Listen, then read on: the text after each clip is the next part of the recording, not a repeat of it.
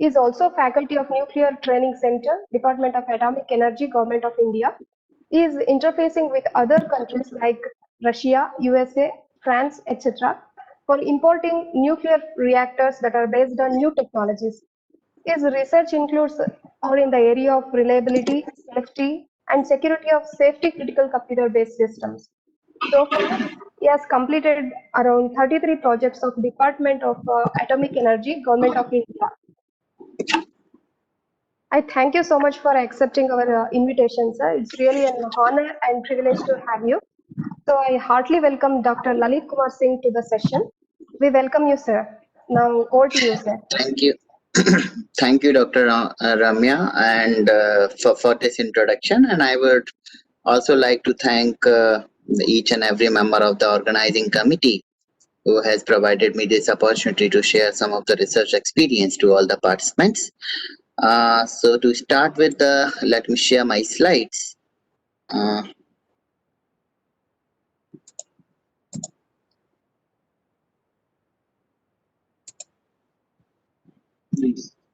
I hope the slides are visible. Yes, sir, visible. Okay, thank you. So I'll be talking on artificial intelligence in reliability analysis of safety critical systems.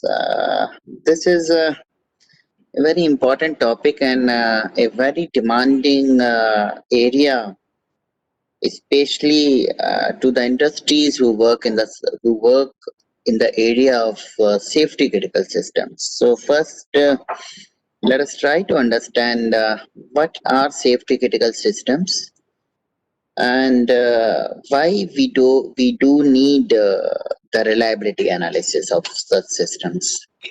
So if we say like safety critical systems are those systems the failure of which can lead to the catastrophic disasters or even it can lead to the loss of human life.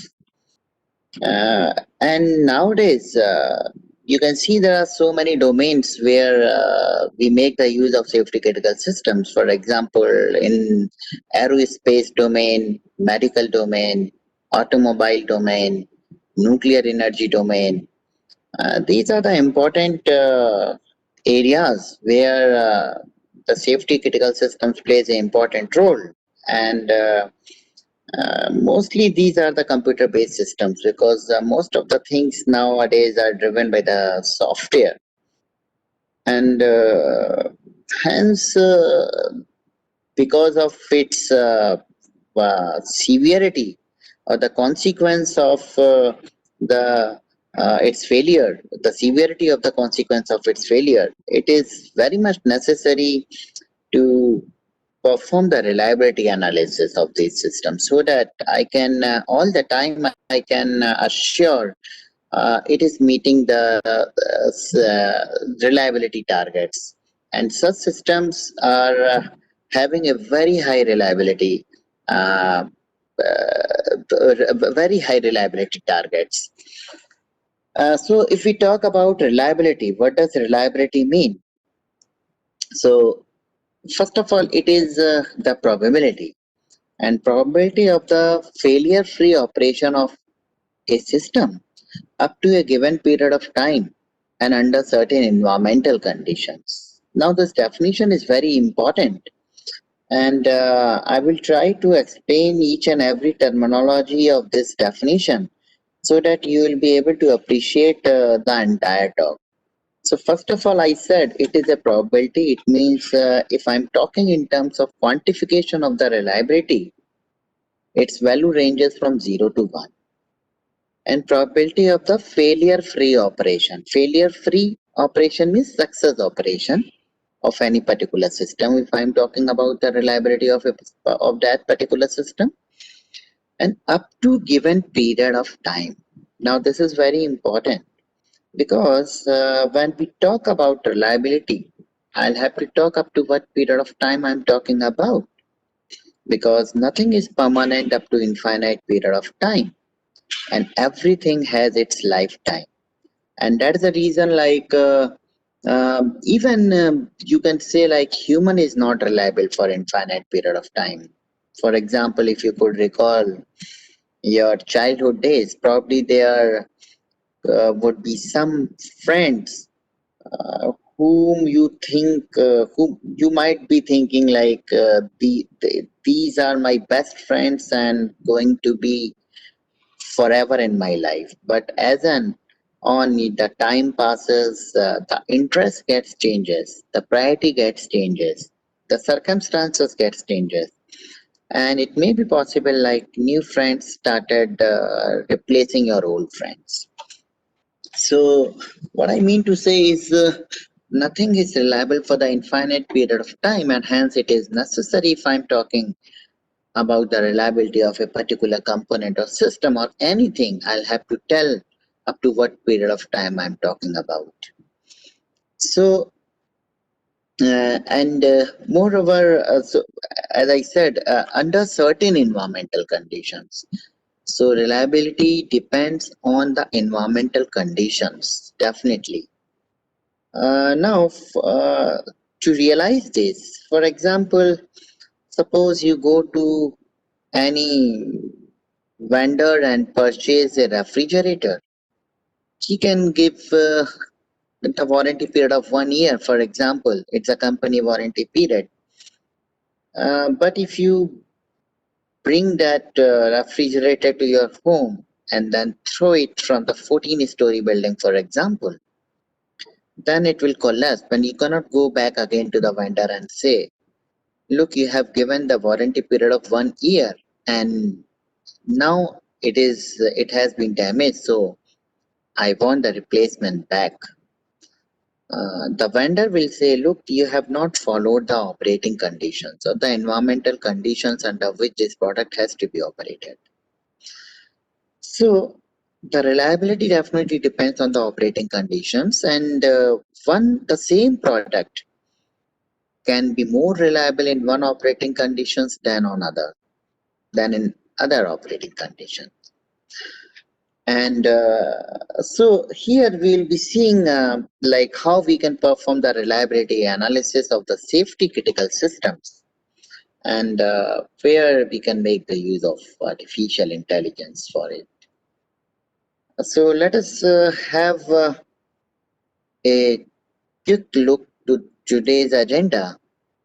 So first we'll touch upon the introduction of the reliability and background. Although we have discussed about the reliability, but we can see the mathematical definitions because as I said it is a probability, so we'll have to understand in terms of mathematical knowledge. So we will see, and then I will be discussing a PatriNets and modeling of the system. So PatriNet is a basically modeling tool, and it is a graphical and a mathematical tool. Uh, why graphical tool? Because it can be the system behavior can be shown graphically to all the stakeholders, and all the stakeholders will be able to realize what is the behavior of the system, or in what are the various phases of the system, and in under which mode the particular system can be operated. And why it is a mathematical tool? Because we can embed the mathematical knowledge, and the tool can perform various mathematical analysis to bring more and more insights about the system. And basically, this concept has been introduced in 1960 by German PhD scholar, and his name was C.A. Patry, and he has introduced this concept in his PhD dissertation. And the motivation of introducing this concept is he wanted to model the stochastic processes. So basically, there are the two kind of processes. One is the deterministic process, and second one is the stochastic process. So deterministic process are those processes the outcome can be guaranteed.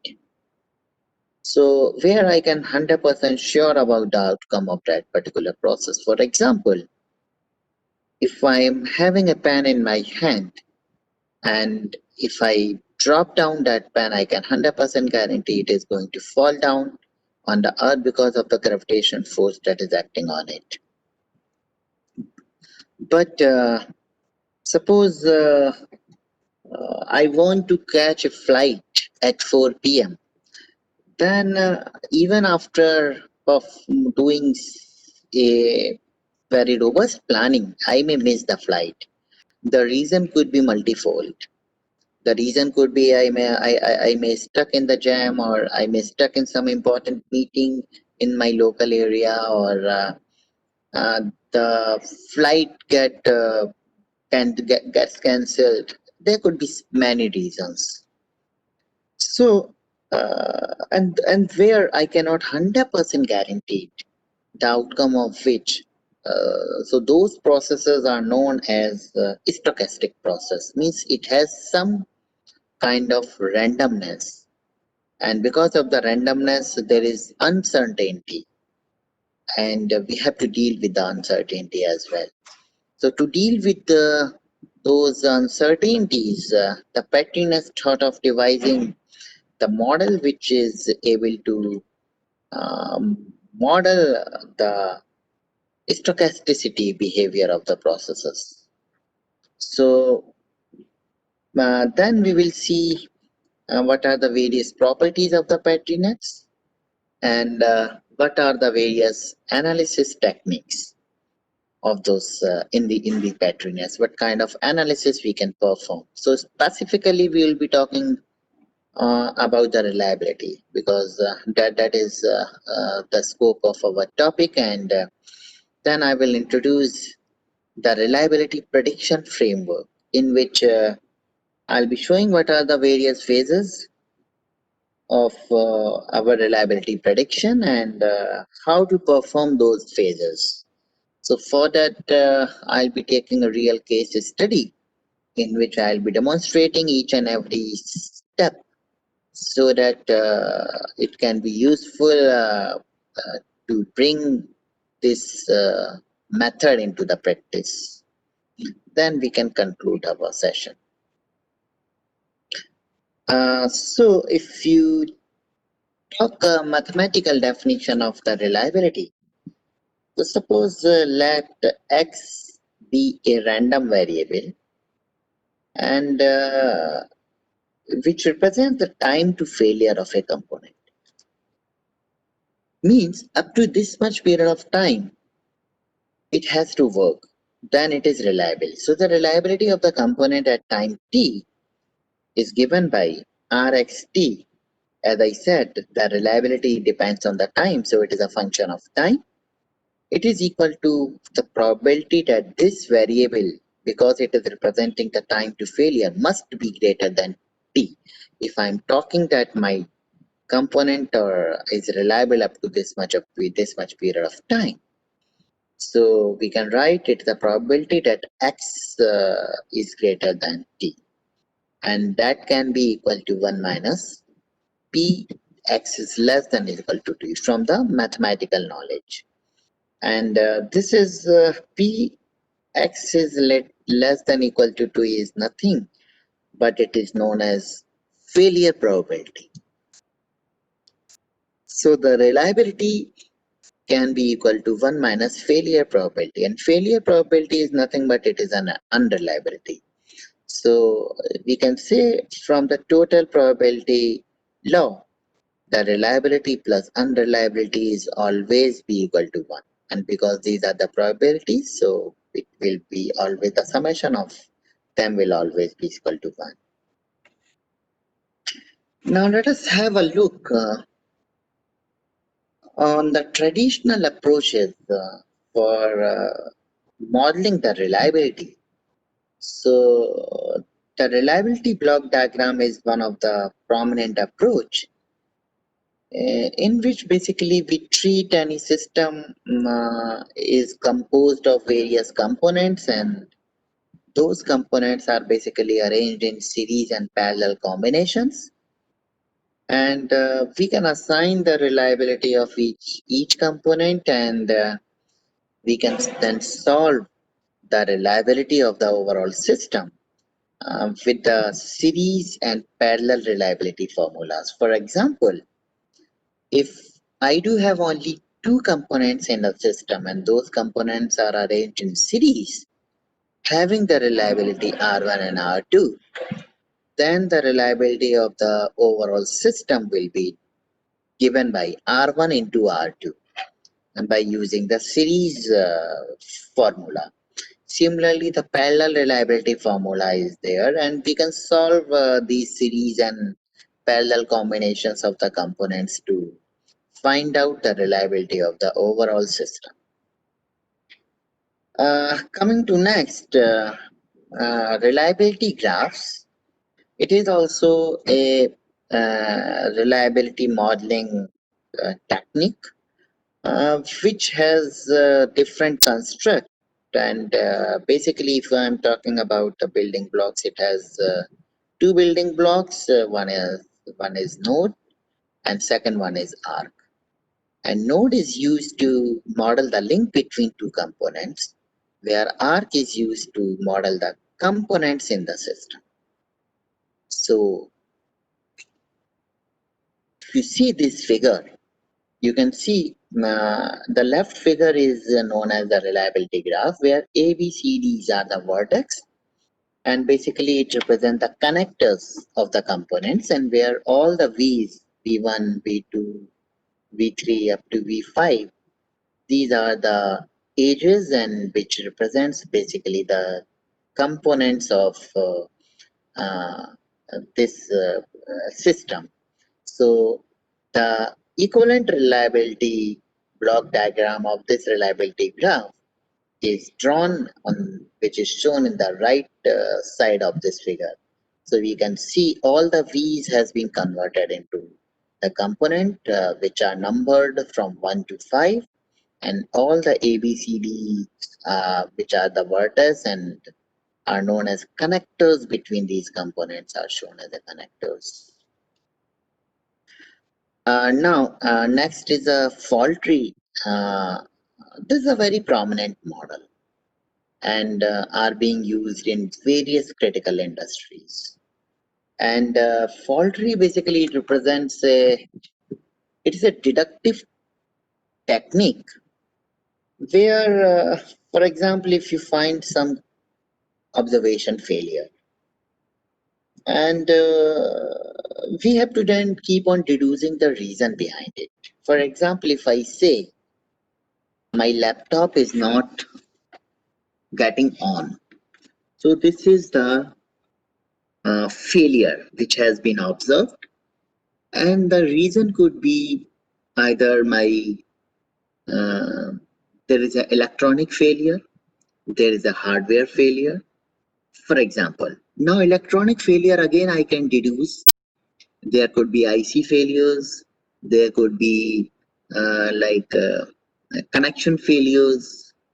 Similarly, the mechanical failures can also be deduced. For example, the button got stuck, the button is has been broken up, right? So in this way, I will keep on deducing the basic event. I can keep on deducing the reasons or the causes till I reach to the basic events, and then I can assign the failure probability of the basic events.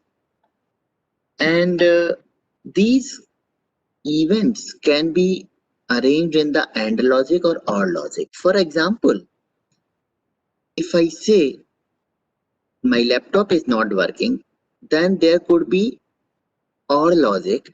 Either there is an electronic failure or there could be a mechanical failure or hardware failure. The second one, if I say this particular human being is not able to see, so here it will be an AND logic. So AND logic will be his left eye is all not working, as well as his right eye is also not working. So both will be in AND logic. So when your basic events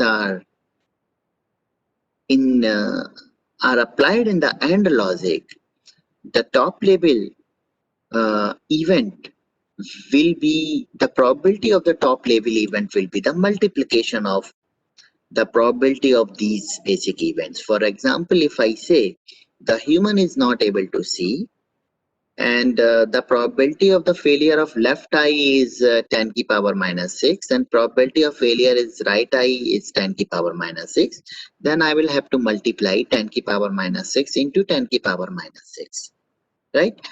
But if they are arranged in the OR logic, the way I have taken the example of laptop was not working.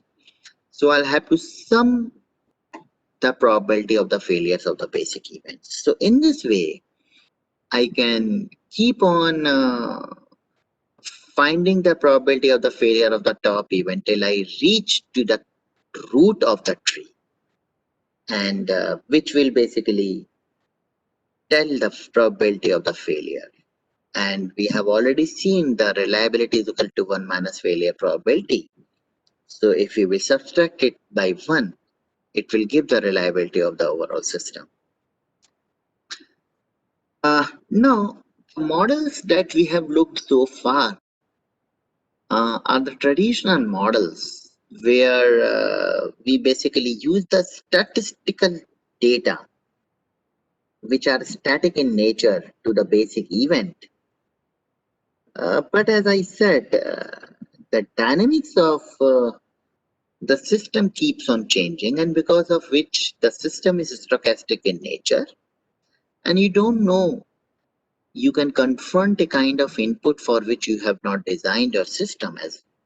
So definitely there should be some modeling technique which should be able to capture the dynamics of the system so that the stochasticity of the system can be captured. And then the people started striving to more to uh, construct or devising new models for these stochastic processes. And a very prominent model was being introduced by Andrew Markov, who was a Russian mathematician in 1940s. He has introduced, and basically, if you see like Markov, so that is known as a Markov model. And if you talk about the building block of that Markov model, it basically consists of two uh, sets. One is the set of states, and one is the set of transition probabilities. So the set of states, it means the whole idea is we can divide the system into various logical states. For example, if human is a system, I can have a various states. The human could be in sleeping state, writing state, running state, and these states can transit from one to another. And there will be a transition probability. For example, if I'm sleeping, I can go for the sitting state, and from the sitting to the standing state, standing to the eating state. And these transition probabilities will be depending, definitely will be depending on my statistical data. So the way I behave, I need to understand a behavior of the human being by studying the statistical data, statistical behavior. Then definitely I can predict, like if he is in sitting state, what would be the likelihood that he will be in running state, or he will be in eating state, the next state. So uh, so here the states definitely can be categorized broadly into two types. One could be the uh, normal states that are known as behavioral states, and second one is the failure states. For example, if a human being is meeting an accident, that is a failure state. So if somehow I'm able to find the probability of uh, a system being in every state, and I can sum up all the success probability or all the behavioral state probabilities, I'll be able to I can sum those probabilities, that will give my reliability figure. Similarly, if, for example, your number of states are very huge, then I can find out the probability of my system to be in the failure states, and I can sum up those probabilities. Then I can negate it by one. I can subtract it by one. So that will give again the quantification of the reliability of that particular system. So uh, now, for example, so what happens? Let us see some of the preliminary or mathematical fundamentals of this Markov chain. Suppose it contains only two states, I and j, and let qij be the transition rate from I to j.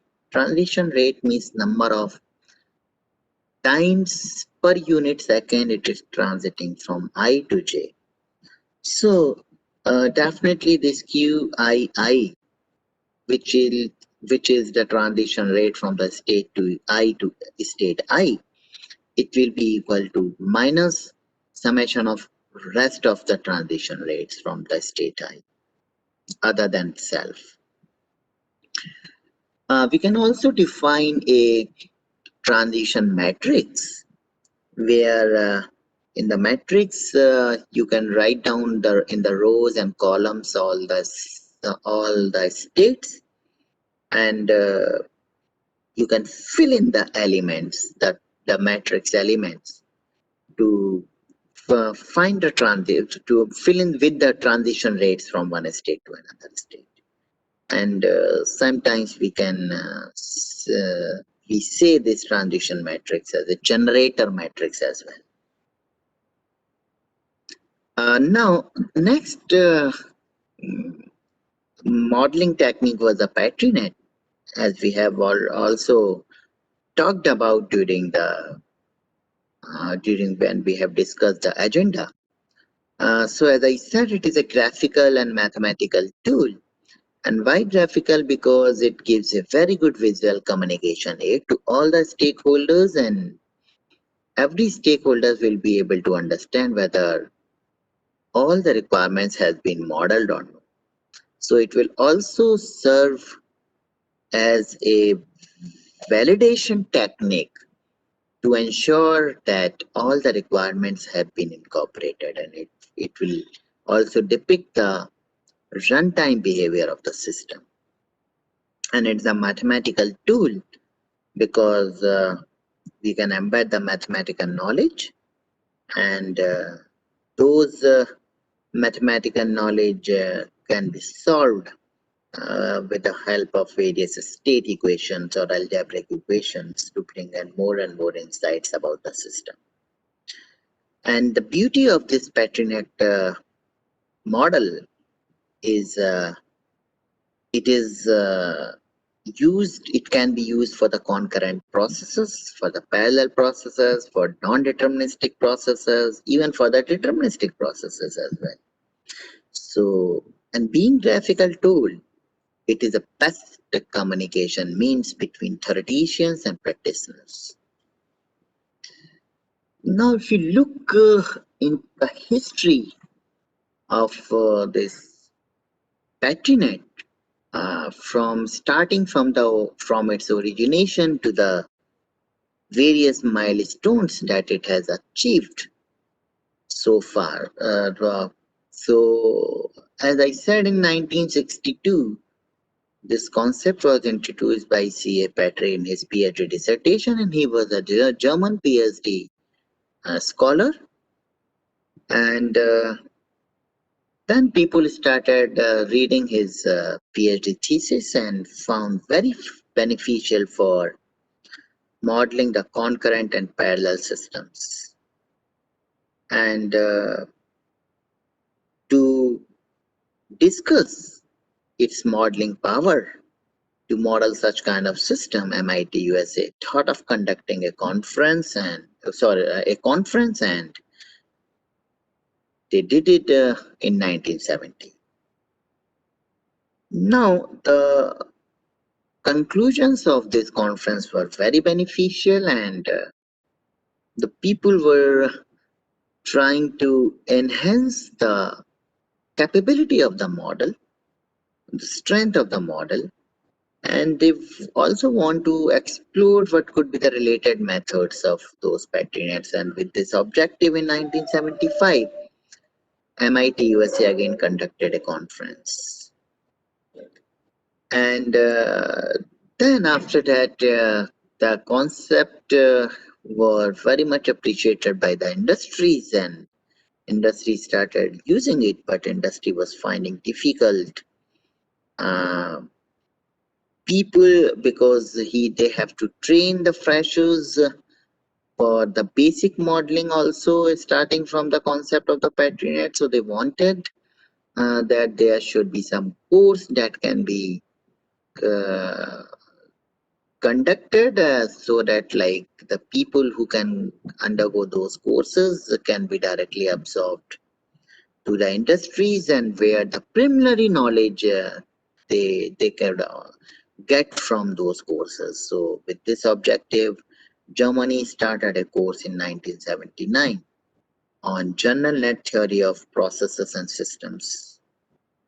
And then the people started thinking of expanding this modeling technique uh, to model the various other applications, the diversified applications. So what could be the diversified applications that can be modeled?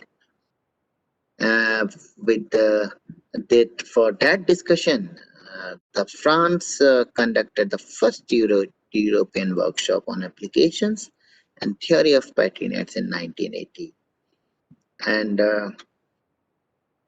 then the people or the researchers had was coming out with the different flavors of the petri nets. For example, if I'm uh, modeling or if I'm working on the real-time system, definitely the response time plays a very important role. So a specific flavor known as timed petri nets where we can embed the timing information for each and every event is has was very beneficial. So in 1985, Italy conducted the first international workshop on timed petri nets. So these were the some of the important milestones. It is not an exhaustive list, but it was just to show like how the modeling technique has started become popular and started to come into practice to solve the various industrial problems. So applications, as I said, PatriNet is able to model almost any kind of applications, and whether it is computer-based systems or electronic systems, mechanical systems, electrical systems, any kind of systems. Now let us have a look on the PatriNet's definition and what is a working mechanism of PatriNets. So just to make you understand, I have modeled a very small basic chemical reaction. For example, 2H2 plus O2, it gives 2 molecule of water. Now let us see how we have modeled this chemical reaction. So first, so the figure that is being shown is the PatriNet model. And let us first go through the basic building blocks of this PatriNet. So you can see there are the three big circles, and one circle I'm representing for hydrogen, one is for oxygen, and one for water. And these big circles are known as places. So there are the three places. One is hydrogen place, oxygen place, and water place. Now the next is you can see there is a rectangular bar, and which is known as the transition. So this rectangular bar is there is only one transition. So this place can be connected to the transition and transition can be connected to the place, and by the directed arc. So there cannot be direct connection between places and between the transitions. So we can see there are the three directed arcs, and one is connecting hydrogen place to transition T. One is connecting oxygen place to transition T, and one transition T to water. Now there is the weight of the arc. You can see the numeric number that is assigned on the arc. These numeric numbers are nothing but known as weight of the arc. We will see the significance of this weight. But here, if you see the arc that is connecting hydrogen place and transition T is having weight 2, and which is connecting oxygen place and transition T is having weight 1. It doesn't contain any weight, so by default it is treated as 1. Or you can also write a numeric number 1. And the weight of the arc which is connecting transition T to place is known as transition T to water place is having weight 2. Now there is a concept of input arc and output arc. So the arc which is terminating on particular entity, for that entity those arcs are known as input arc, and from which it is emitting are known as output arc for that entity. So for example, in this figure, the hydrogen place contains one output arc, oxygen contains one output arc, transition T contains two input arc that is coming from hydrogen and oxygen, and one output arc that is going to water place, and water place is containing one input arc that is coming from the transition T. Similarly, there is a concept of input places, output places, input arcs, and output arcs. So the places which are connecting through the input or output arc are known as input and output places respectively. And similarly, for the transitions which are connecting with the input and output arc are known as input transitions and output transitions for that particular place.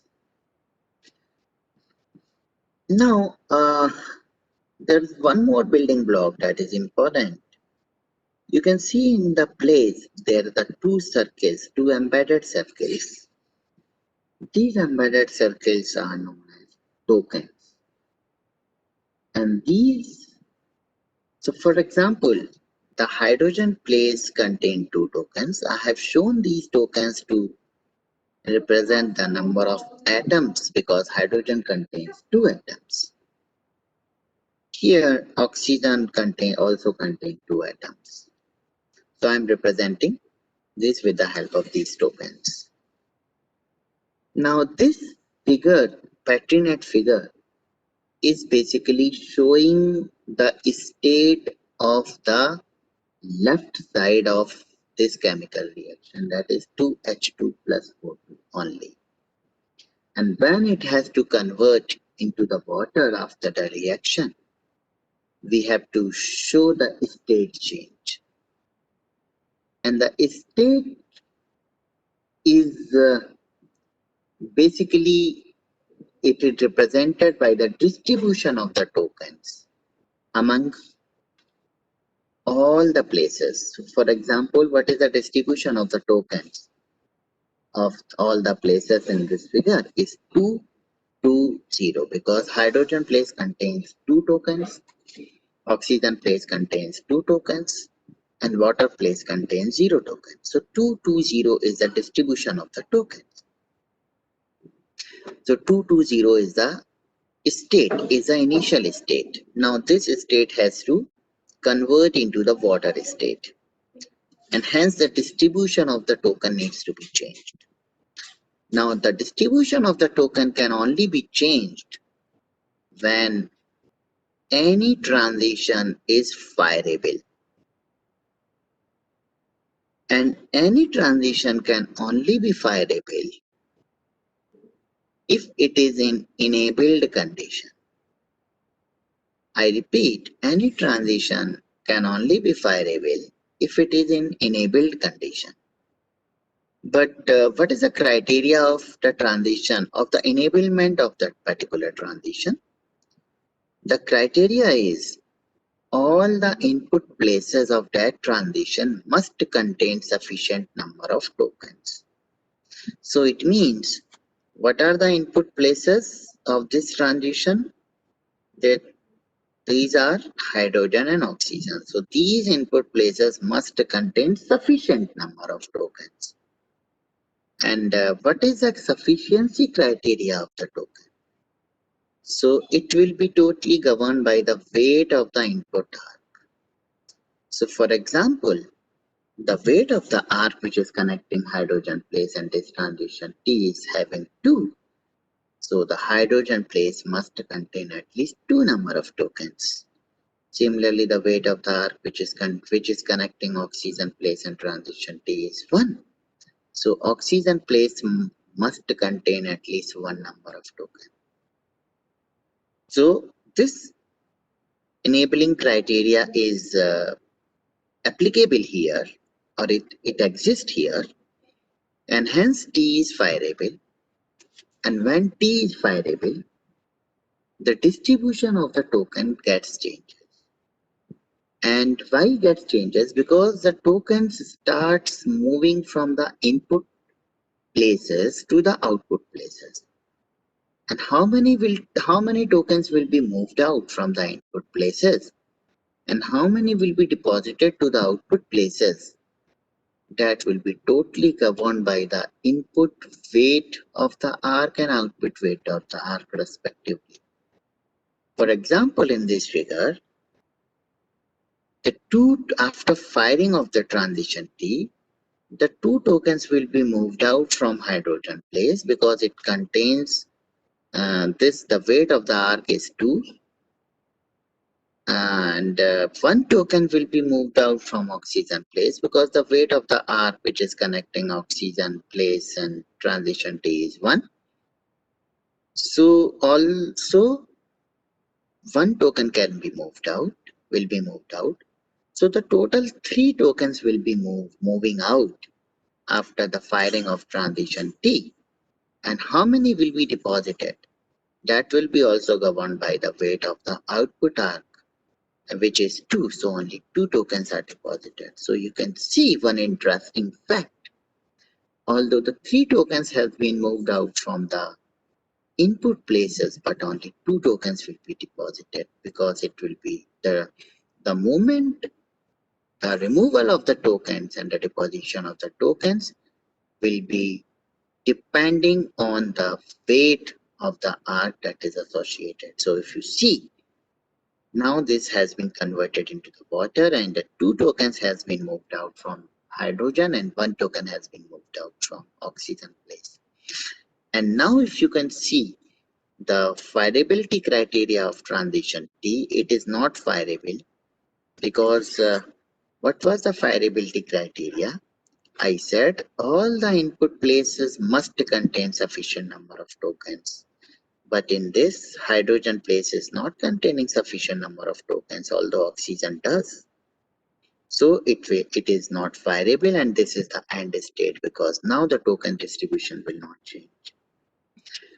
So this was the working principle of the PattyNet. Now there is a one concept that is very important, is known as a reachability graph. So basically reachability graph shows what all the possible number of states that are possible in this system. So here this is the initial state, which are the representation of a distribution of tokens, which is 2 to 0. And after firing of transition T, the distribution changes from 0, 1, 2. So these are the two states. So reachability graph can be plotted like 2 to 0, then again transition and 2, and 0, 1, 2. Now, okay, so this was a pictorial representation of Markov chain. And suppose there are the two states S1 and S2. As I said, the Markov chain consists of the set of states and the transition probabilities among those states. So it can transit from S1 to S2 and S2 to S1, for example. And what does Markov property says? The next state will always depend on the current state. So you can write it mathematically like this.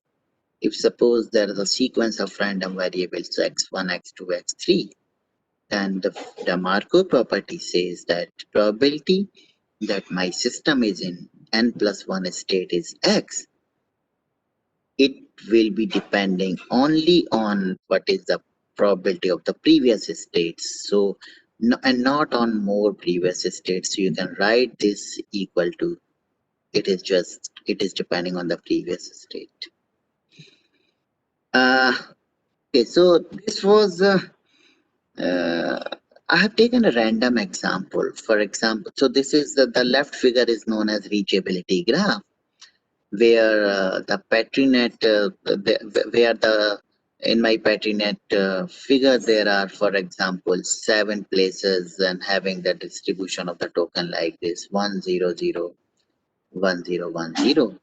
And after T1, the distribution is changed to M2, and then after, from M1, the distribution has been changed after firing of T2 like this. So this is, I have drawn the reachability graph. And it can be equivalently converted into the Markov chain. So because as I said, each is distribution of the token is nothing but it is a state. So it is represented by these states. So 1, 2, 3, 4 are the states. And we can also known as term as marking. Each state or marking are the same. So this is equivalent Markov chain of this reachability graph. Now, advantages of PatriNet over Markov chain is that because here we can model the parallelism as well. Now let us go through the reliability prediction framework.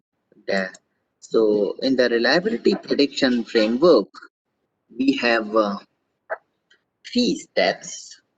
So one is the PatriNet model creation. In the first there is a PatriNet model creation.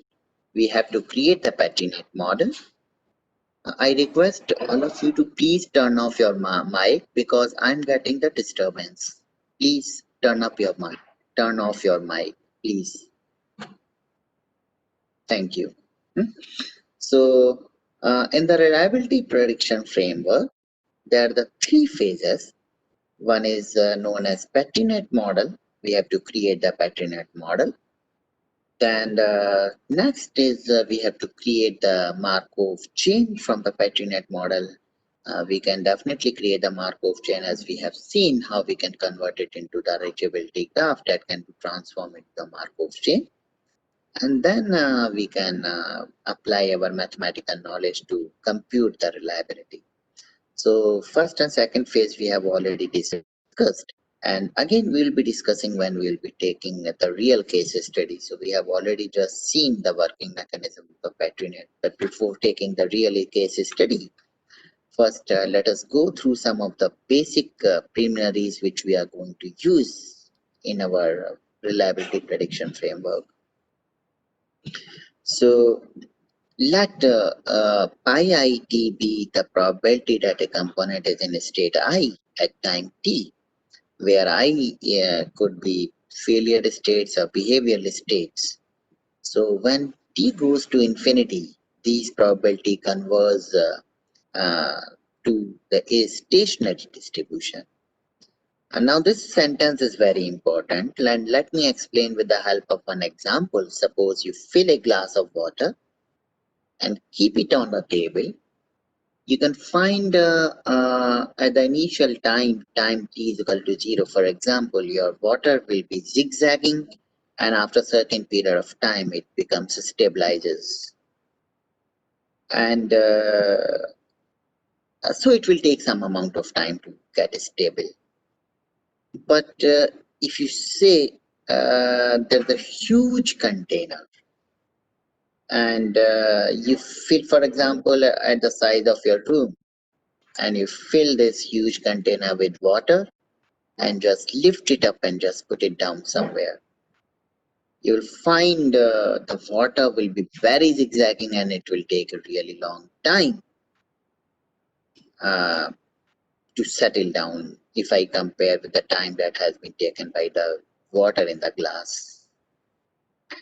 Uh, so what I wanted to point out over here, as your system is more and more complex, it will take more and more time to converge it into the stationary distribution. So theoretically, as t goes to infinity, these probabilities converge into the stationary distribution, and which can be computed by these two equations. Now, these two equations are very important to understand because we are going to use these two equations in our prediction framework. So first equation is nothing but it is a summation of the total probability of my system in being all the states will always be equal to 1 from the total probability law. And the second equation is very important. Let me explain with the help of the same example in the case of the huge container filled with water. As I said, for example, at t is equal to 0, my state of the water is S0, which was very zigzagging. And for example, after a small delta t time, it is propagating towards settlement and settling process. And so after, for example, after delta t time, it goes to S2 state. So S2 will be depending on the S1 state and the transition probability from S1 to S2. So definitely S2 is equal to S1 into the transition probability from S1 to S2. Similarly, for further delta t, it reaches to S3, and definitely then S3 will be depending on S2 into the transition probability from S2 to S3. And suppose finally the water gets settled down at state Sn. So after further delta t period of time from Sn, the state will definitely be the same because it has already been settled down. But let us say that state is Sn plus 1. Then same equation holds. Sn plus 1 is equal to Sn into the transition probability from the Sn to Sn plus 1. And that Sn to n Sn plus 1 are same. So this equation is nothing but this only. So this is a stationary distribution of the states is equal to the same state. It is just the previous states into the transition probability matrix. And now let us see the case study basically, and we will see how we can apply this case study uh, for reliability computation. So for example, I want to calculate the reliability of a communication module of a safety critical system, and those are distributed in nature, and there are the various processing nodes, and one data is transferring to another processing node that is acting as an input for processing some of the algorithms, and hence the communication module plays a very important role. So the protocol of this algorithm is of this communication is exactly identical to when I make a call to one of my friend. For example, if I want to connect to my friend through a phone, what I will do, I will just dial a number, and when the ring goes, I will say hello. and just I will wait for the acknowledgement till I don't receive hello from other side. When I don't receive the hello from other side, definitely I will again say hello after some period of time, and I will keep on doing this till I get the acknowledgement from the other side. But I cannot go for the infinite period of time. After a couple of trials, I can figure out like the connection has been lost, and then what I can do, I will cut off the phone and I can redial again. So the same philosophy has been adopted over here. Suppose there are the two processing units. One is the embedded units, and which is sending a signal to the graphically to the display unit. Then whenever the embedded unit sends a new packet, the value of the count is set to 1. We have kept one variable in the software that is known as count, which is basically counting how many trials you have done. And when EU waits, and then EU waits for the acknowledgement for a particular time, for example, T1 after sending the packet. If EU receives acknowledgement before time T1, then packet send is successful. And we have kept one semaphore variable. We can turn to its complement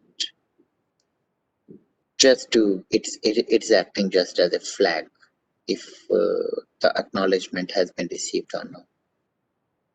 And we can keep up to n number of trials, and if count is less than n and acknowledgement is not being received, EU has to retransmit the packet and set the count and increase that count after every send. Otherwise, the embedded unit will terminate and the send process unsuccessfully, where the semaphore variable will not be changed. And if the time has been elapsed after the last data sign, I'll have to destroy this semaphore variable. Now, the first step for this case study, for example, I want to now I know the algorithm and I want to design it and I want to go for the reliability prediction. So the first step, we'll have to create the patternnet model. And this is the patternnet model which I explain you. So the first thing, this is the first place which basically represents like embedded unit is ready to send the packet with the semaphore variable is equal to 0.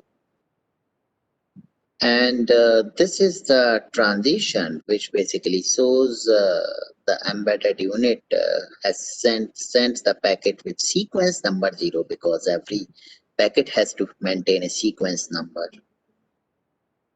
And then it has to, after sending, it has to wait for the acknowledgement, which is being shown by the place known as ESW0. And if it detects the timeout of the acknowledgement and the acknowledgement has not been received, it will again retry. So the acknowledgement timer has been timed out, and then again it will send the packet with the sequence number 0, with the same sequence, because the first packet acknowledgement was not received. And the process will keep on going till it really receives the acknowledgement. And for example, if the data packet of sequence has been sent and it has the data unit, display unit has sent the acknowledgement also.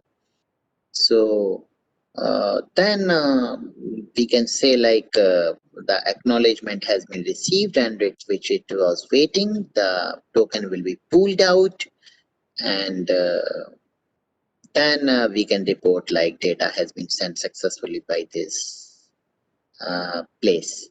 Otherwise, when it is not being sent successfully, then it will trigger like this TS0 account success, and it will lead to this data sent unsuccessfully.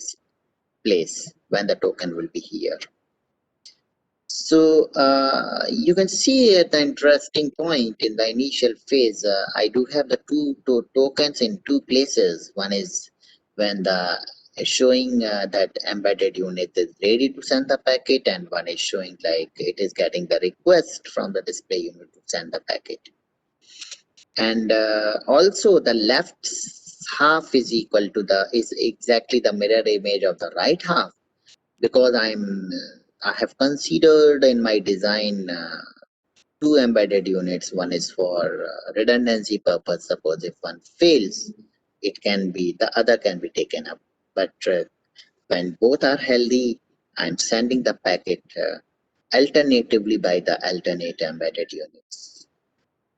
Now we have to assign the model parameter. And here the importance of like artificial intelligence plays into the place. Here we have to assign the delay of each of the every transition, that is from the statistical data and from the observation data. And the expert elicitation approach has also been applied.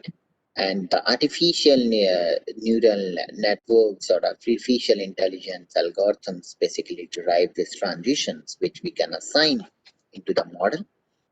And then we can run this model on the BatteryNet tool, where it will bring out the throughput of each and every transition. And these are the throughput values, which are nothing but known as number of firing per unit time. It is also known as the firing rate of the every transition.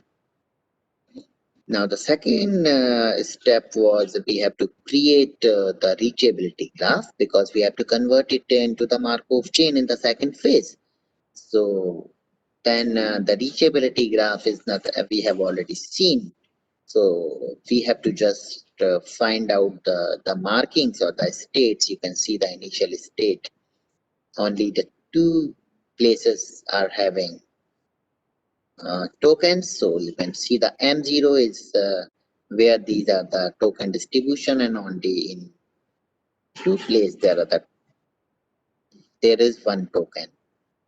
And you can go back to the figure and see like this transition was in enabled state. So what happened? These two transitions, these two tokens will be move out, and it will be deposited in this place, PS0S and PSW0. And so here, these tokens, the next state will be the tokens have been moved out from these places and deposited into different places. And because I have not assigned the weights, so by default, all the weights are 1. Now we can convert it into the reachability graph. So this is the equivalent reachability graph in which we can show what are the distribution of the tokens in all the states, and how those states are transiting from one to another, and which can be equivalently transformed into the Markov chain that is shown into the right side figure. Now we can calculate the transition rate matrix or the generator matrix that we have already defined. We can write the row in all the number of states in rows and columns, and we can see what is the transition rate from M0 to M0 to M1 to M2 and all the rest of the states. Similarly, from M1 to all the states like this. And we can see from the Markov chain, from M0 it is going to M1 by lambda 1 transition rate. So from M0 it is going to M1, and we have already seen the self transition is negation of we have to subtract all the rest of the transitions, so it is minus lambda 1. So the sum of each row will always be 0. Similarly, from M1 it is going to M4 as well as M2. So from M1 it is going to M2 and M4. And as I said, from the same formula, the sum of the row must be 0. So accordingly, we have to fill in the diagonal matrix. And these values are already known from here, which we have calculated from the tool, which we can put in. So this is the transition rate matrix. And from the transition rate matrix, we can compute the transition probability by suppose if I want to calculate the transition probability from state I to state J, it is equal to the transition rate from state I to J, and we have to normalize this transition rate. So we'll have to divide by sum of all the rest of the transitions. Otherwise, its value will be 0. And so we have calculated this transition probability. And now we have to solve those, we have to use those equations, those two equations, just to recall. Let me go back to the same slide, which I was emphasizing on these two equations. So definitely the sum of all the states must be equal to 1. So M0 plus M1 up to M9 will be equal to 1. And the second equation is nothing but it is written here. So you can see like this is the final state and it is equal to the previous state which has reached the stationary distribution. So these are the same into the transition probability matrix which we have just calculated. And we can solve these two equations to come out with the probability of a system being in every state from M0 to M9. These are the probabilities that are shown. Now, one interesting fact is going back, you can see there are the two states M3 and M8 where the communication was not established. It means the data packet was sent unsuccessful. So what we can do in rest of the success states, so we can sum up all the probability of these two states from M3 and M8 and we can subtract it I1 because these are the failure probabilities. And you can see like when we do this, we can come out with the quantification figure of this reliability. So this, so here we can see how we can compute or how we can quantify the reliability of any particular module. And basically we'll have to decompose into what kind of states that could be, and we'll have to find the probability of a system being in that particular states. And to know how many states could be there, for that we'll have to model it with the help of the Petri net, and then we can transform it into the Markov chain. So that's all I wanted to share. In case of any doubts, I will be happy to answer. Uh, so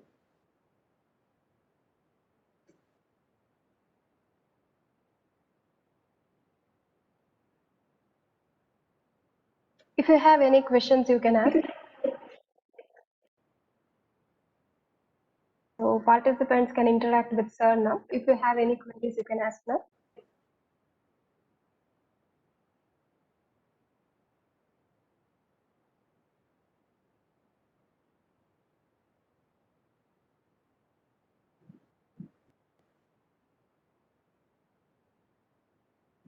Any questions?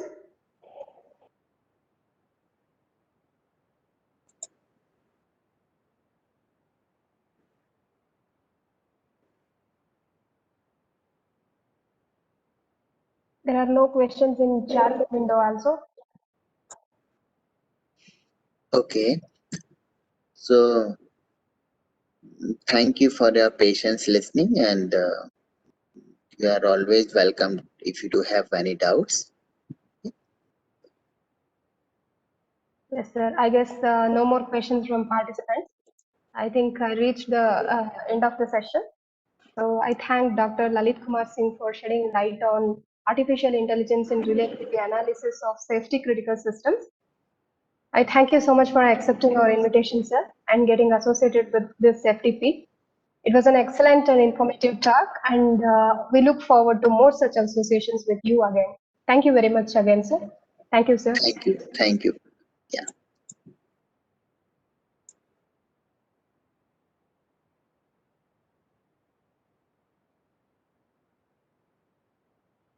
Okay. So the next session will start at 2 o'clock. We will meet, we'll join for the session at 2 o'clock.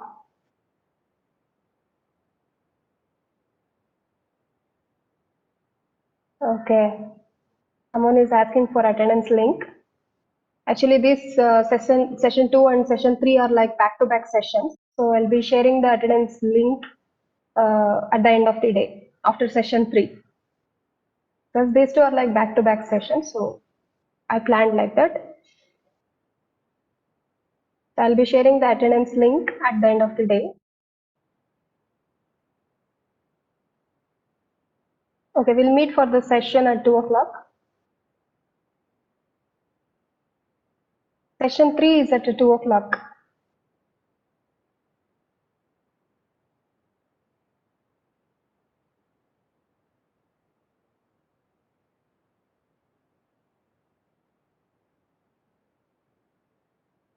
Okay, we'll leave the meeting now. Thank you.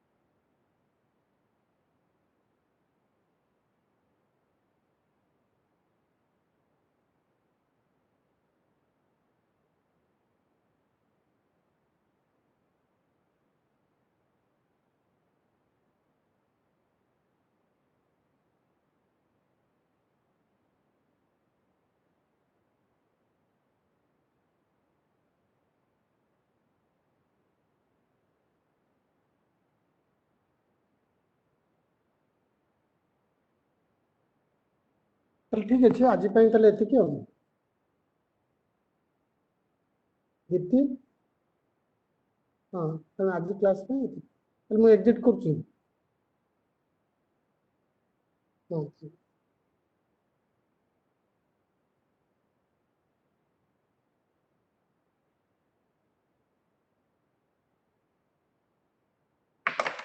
Attendance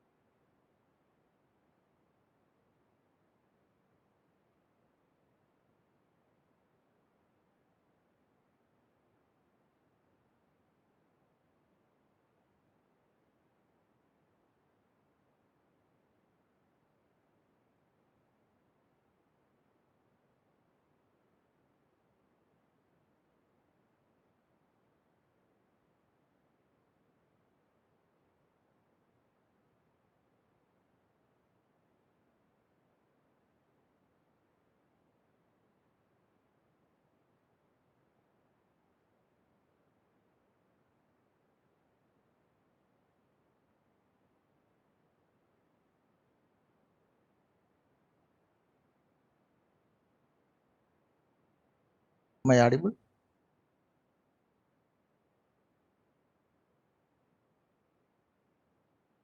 Yes, sir, you're audible. And your PPT is visible, sir. Okay, madam. Yeah, yes. Thank you.